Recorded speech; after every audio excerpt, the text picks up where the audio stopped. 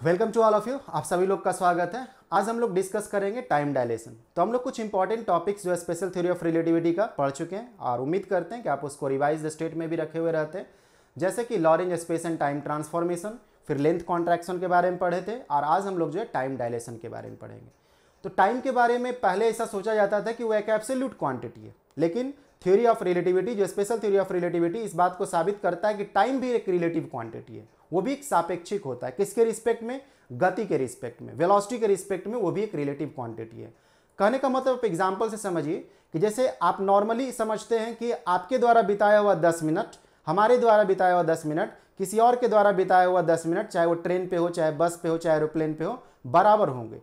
लेकिन high speed पे यदि हम लोग तुलना करते हैं, ठीक है, कोई पर्सन यदि हाई स्पीड से एक्चुअली चल रहा है, किसी ऐसे व्हीकल में है या रॉकेट वगैरह में है जिसका स्पीड जो है comparable to the speed of light है, तो उस दौरान यदि आप तुलना करते हैं आपके द्वारा बिताया हुआ 10 मिनट और उसके द्वारा बिताया हुआ 10 मिनट, तो बराबर एक्चुअली नहीं होंगे। ठीक है, तो ये थोड़ा सोचने में आश्चर्य टाइप का लगता है कि ऐसा कैसे होगा कि 10 मिनट मेरे लिए जो हो रहा है उसके लिए 10 मिनट बराबर नहीं हो रहा। ठीक है, तो ऐसा ही एक्चुअली होगा। हम लोग पढ़ेंगे कि टाइम जो एक्चुअली रहा करता है स्लोली रूप से वो बीतना स्टार्ट करता है, जैसे जैसे वेलोसिटी फास्ट हुआ करते हैं। ठीक है, जो ऑब्जर्वर है, जो टाइम को मेजर कर रहा है, यदि उसका स्पीड जो है आपको फास्ट हुआ करता है comparable to the speed of light, तो आप बोल सकते हैं समय उसके लिए जो है वो धीरे धीरे बीतता हुआ प्रतीत एक्चुअली होगा।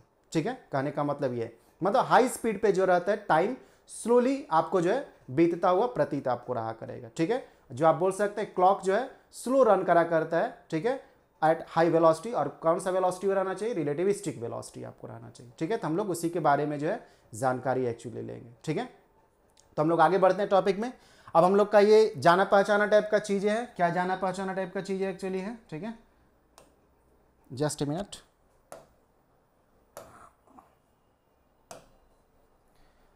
हम लोग का ये जाना पहचाना चीजें है। क्या जाना पहचाना हम लोग के लिए चीजें एक्चुअली जो है कि दो फ्रेम हम लोग शुरू से ही कंसीडर करते आ रहे थे, एस और एस डैश फ्रेम। ठीक है, एस फ्रेम जो है आपको रेस्ट में रहा करता है और एस डैश फ्रेम जो है वो मूव करता रहता है। हम लोग एज एग्जांपल जो है एक्स डायरेक्शन में वेलोसिटी दिए रहते हैं, जैसा एक्स में एनालिसिस किया हुआ रहता है, यदि जरूरत पड़ा तो वाई में भी एनालिसिस हो जाएंगे और जेड में भी एनालिसिस हो जाएंगे। ठीक है, तो हम लोग जो है एक्स डायरेक्शन में जो है एस डैश फ्रेम का वेलोसिटी वी, जो कि comparable to the speed of light, जो कि आप रिलेटिविस्टिक वेलोसिटी बोलते हैं कि उसके पास है। ठीक है, फिर ये भी आपको बताया गया होगा पीछे के कई सारे टॉपिक में कि हम लोग दो ऑब्जर्वर कंसीडर करते हैं, जो कि आपको एस फ्रेम में एक ऑब्जर्वर है जिसको ऑरिजिन के ही नाम से ओ से पुकारते हैं, और एस डैश फ्रेम में जो ऑब्जर्वर है उसको हम लोग ओ डैश से पुकारते हैं। ठीक है, जो उसका ऑरिजिन है किसका? एस डैश का एक्चुअली जो है। अब जो है, ठीक है, बाकी लिखने के लिए यदि जरूरत पड़ता है तो आप बोल सकते हैं कि जो है एस फ्रेम का जो एक्सेस है वो आपको एक्स वाई जेड है, एस डैश फ्रेम का जो एक्सेस है वो आपका S X dash Y dash Z dash है, एस डैश फ्रेम और एस फ्रेम जो आपका इनर्शियल फ्रेम है। ठीक है, तो ये सब तो आपको लिखने के लिए बातें हुआ। अब समझने वाली जो मेन बातें हैं उसके बारे में देखिए। सपोज कर लीजिए ये क्लॉक है और इसी क्लॉक से जो है रीडिंग लेना है ऑब्जर्वर ओ को भी और ऑब्जर्वर ओ डैश को भी। कोई दो घटनाएं एक्चुअली घट रहा है, जैसे समझ लीजिए कोई सिग्नल का ही या कोई लाइट पल्स का ही जो है लाइट का जलना और बुझना जो है। ठीक है, तो दो किसी इवेंट का, दो कोई घटनाओं को जो है नॉर्मली ऑब्जर्व किया जा रहा है इस क्लॉक के द्वारा, उसके समय अंतराल को। ठीक है, मान लीजिए वन इवेंट और टू इवेंट होने में कुछ समय आपको लगता है। सपोज कर लीजिए वन वाला जो है T1 टाइम पे हुआ, टू वाला जो है T2 टाइम पे हुआ, तो इसके तुलना में जो ऑब्जर्वर ओ है उसके लिए अंतराल कितना बीता ये दोनों इवेंट होने में जो है T2 माइनस T1। वही जो है ऑब्जर्वर ओ डैश के तुलना में ओ डैश जो है क्या ऑब्जर्व करता रहेगा? उसको T2 डैश और T1 डैश के रूप में ऑब्जर्व करेगा, तो उसके लिए टाइम इंटरवल क्या होंगे? T2 dash minus T1 dash. अब हम लोग जो है लॉरेंज टाइम ट्रांसफॉर्मेशन को इस्तेमाल करके देखेंगे क्या ऑब्जर्वर ओ के द्वारा और ऑब्जर्वर ओ डैश के द्वारा जो टाइम इंटरवल को मेजर किया गया है वो क्या बराबर है। तो हम लोग पाएंगे एक्चुअली कोई बराबर नहीं है। ठीक है, तो हम लोग आगे बढ़ते हैं। ठीक है, जो मेन पॉइंट है उसके बारे में, सपोज पेन और जो है कॉपी या डायरी आप जो है निकाल लीजिए, साथ में नोट भी करते रहते हैं। ठीक है, शुरू से ही बोलते आ रहे हैं कि नोट करते रहते हैं। कोई टॉपिक यदि समझने में दिक्कत होता है या कोई डाउट रहता है तो आप कमेंट वाले सेक्शन में जो है कमेंट करके पूछ सकते हैं। ठीक है, देर से भी उसका जवाब जो है आपको दिया जाएगा। ठीक, सपोज बोथ ऑब्जर्वर, दोनों जो ऑब्जर्वर है, both observers O and O dash observe, क्या ऑब्जर्व करता है? Two events 1 and 2। ठीक है, तो जो है क्लॉक जो है, क्लॉक इज केप्ट इन किस में रखा हुआ है, केप्ट इन एस फ्रेम, ठीक है, एस फ्रेम में रखा हुआ है। तो जाहिर सा बात है ऑब्जर्वर ओ के द्वारा जो ये घड़ी है वो आप किस में नजर आता रहेगा, रेस्ट में नजर आता रहेगा, ठीक है। तो हम लोग जो है टाइम इंटरवल समय अंतराल जो है, घटना एक का होना फिर दूसरा का होना, जैसे मान लीजिए बल्ब एक का जलना फिर दूसरे का जलना, तो दो घटना हुआ तो कुछ समय बीतेगा ना, तो कुछ अंतराल होगा, उसी अंतराल के बारे में बात किया जा रहा है। Time interval between two event, जो दो घटना एक्चुअली है, जो कि सिग्नल का समझिए जलना और बुझना, between two events as observed by किसके द्वारा, किसके द्वारा ऑब्जर्व किया हुआ, as observed by observer O, ठीक है। उसको हम लोग कैसे देंगे, T2 माइनस T1, और ये हम लोग का जो है, जो ये ऑब्जर्वर ओ है उसके लिए जो घड़ी है क्या, रेस्ट में है, तो रेस्ट वाला जो आपको पैरामीटर्स रहते हैं, ठीक है, उसको हम लोग T0 से डिनोट कर देंगे, ठीक है। रेस्ट वाला जो रहता है उसको नॉट पैरामीटर से करते हैं, तो इसको डेल्टा T0 से हम लोग इसको डिनोट करते हैं। एक समय अंतराल है इसलिए इसको डेल्टा T0 से रिप्रेजेंट किया, वरना T0 भी बोल सकते, तो उससे कोई दिक्कत नहीं है एक्चुअली, ठीक है। तो हम लोग इसके पास पहुंचे, ठीक है, जो टाइम इंटरवल हुआ है ऑब्जर्व किए जाने वाला, किसके द्वारा, ऑब्जर्वर ओ के द्वारा जो है, अपने फ्रेम से जो है, ठीक है। वही दो घटनाओं को जो है ऑब्जर्वर ओ डैश जो ऑब्जर्व करेगा, तो वो किस तरह से ऑब्जर्व करेगा, टाइम इंटरवल, ध्यान देते हैं इस बात को, बिटवीन टू इवेंट्स, जो दो घटना है, ठीक है, जो दो घटना घटा है between two events as observed by observer O dash, इस बात का ध्यान देते हैं, ऑब्जर्वर ओ डैश के द्वारा जो ऑब्जर्व किया गया है, तो उसको हम लोग T2 dash minus T1 dash करके देंगे, ठीक है, और इसको हम लोग जो है डेल्टा T से रिप्रेजेंट करते हैं, ठीक है। तो ये उसके लिए, इस वाले ऑब्जर्वर ओ डैश के लिए जो है, ठीक है, घड़ी क्या है, मूविंग नजर आता हुआ रहेगा, ठीक है। तो मूविंग वाला जो है इसके पास रीडिंग एक्चुअली आएंगे, ठीक है, ये मूविंग रीडिंग आपको रहेगा,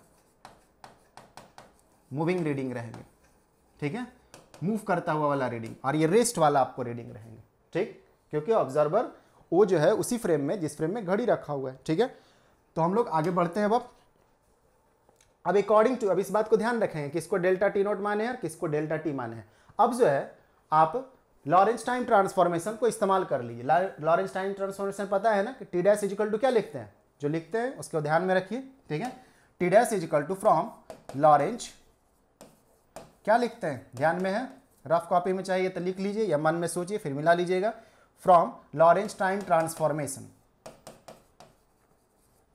from Lorentz time transformation, Lorentz time transformation के द्वारा क्या, ठीक है, T डैश इजिकल टू क्या होते हैं, T dash equal to T minus V by C square और x divided by under root 1 minus V square by C square, जिसको आप लिख सकते हैं gamma T minus V by C square और इंटू एक्स, जहां पे गामा क्या है, वो एक फैक्टर है, किसको डिनोट कर रहा है, 1 by under root 1 minus V square by C square को, ठीक है।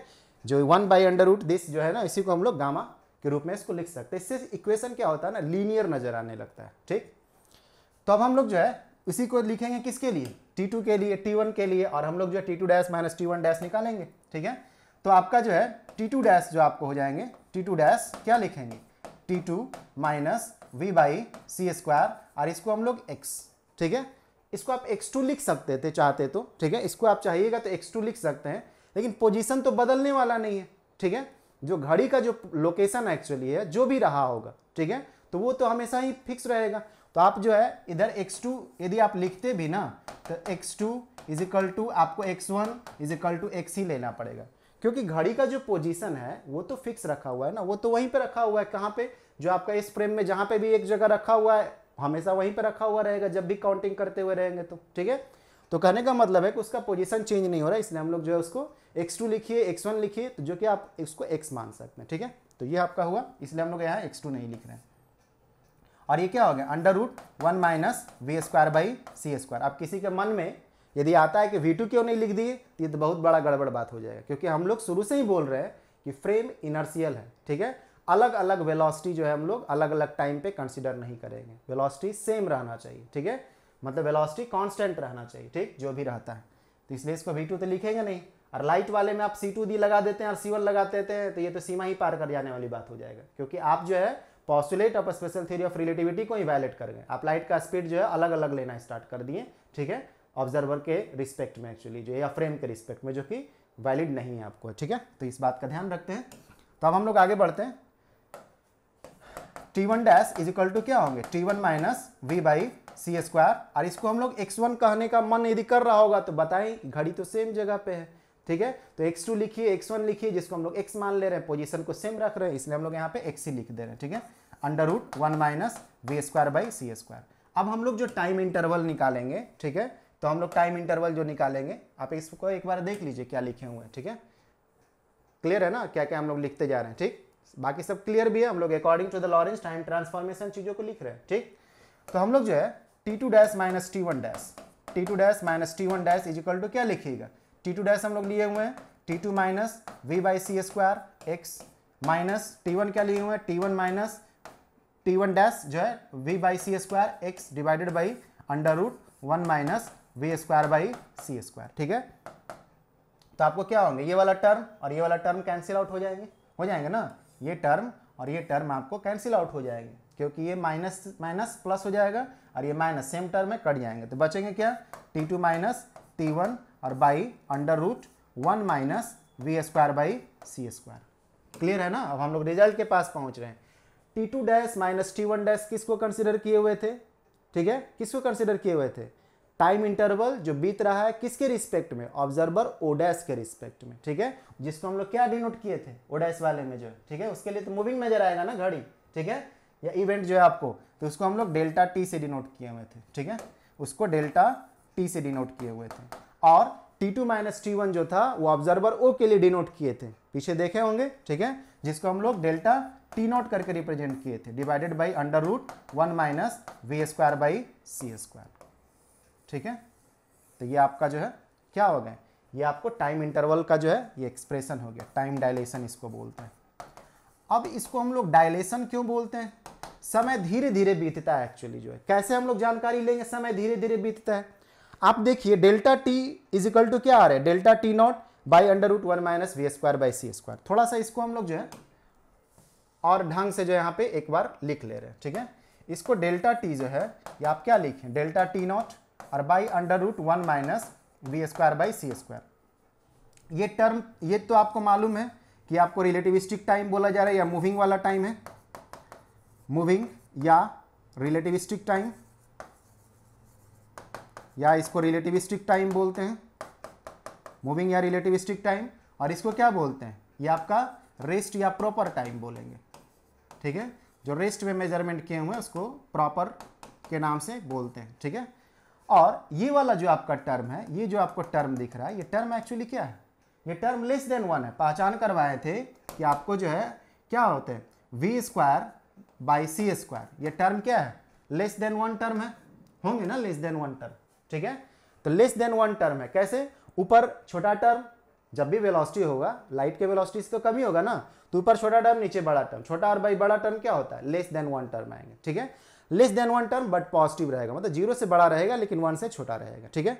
तो ये टर्म जो है आपको 1 से छोटा है, 1 इसमें जो है सब जब आप माइनस कर दीजिएगा तो 1 माइनस 1 से छोटा टर्म, एक में 1 से छोटा टर्म घटाएगा तो क्या आएगा, वो भी 1 से छोटा टर्म आएगा, ठीक है। ये भी जो पूरा टर्म है वो भी 1 से छोटा टर्म आएगा ना।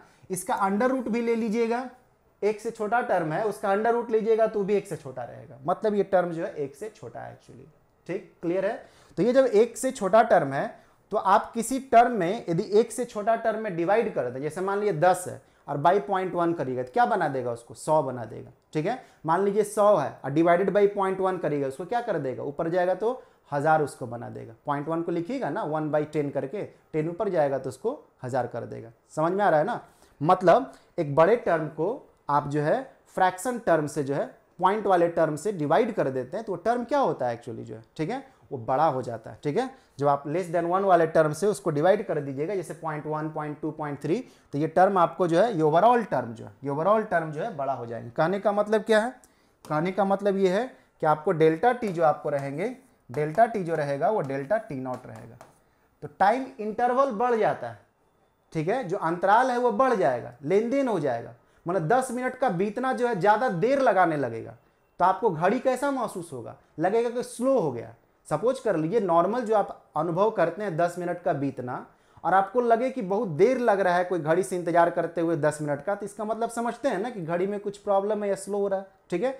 तो आप जो है यहाँ पे तो वैसा घड़ी का स्लो होना मतलब जो है मतलब नॉर्मली रूप से जो है घड़ी खराब होने वाला सिचुएशन नहीं समझिए।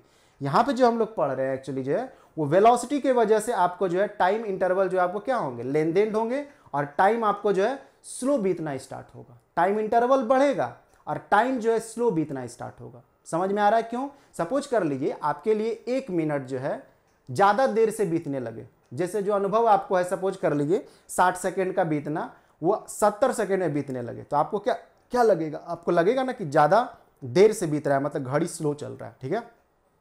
तो हाई वेलोसिटी पे नॉर्मली जो है टाइम के साथ यही घटना एक्चुअली घटते हैं, ठीक है, कि टाइम जो आपको रन करा करेगा वो स्लो रन करा करेगा, ठीक है।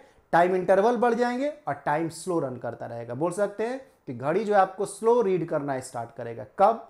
जब हाई स्पीड पे रहेगा तब, ठीक है। मतलब रिलेटिविस्टिक हाई स्पीड पे टाइम स्लो बीतना स्टार्ट करते हैं, कंक्लूजन के रूप में यही है, इसलिए इसको हम लोग टाइम डायलेट होना भी बोलते हैं, या टाइम का डायलेशन इसको बोला करते हैं, ठीक, जो कि यहाँ पे कंक्लूजन आपको जो है दे रहा है, ठीक है। टाइम इंटरवल और टाइम का स्लो होना समझिए बातों को, बताएं हम अभी आपको जो है इस बात को आप समझते हैं, ठीक है।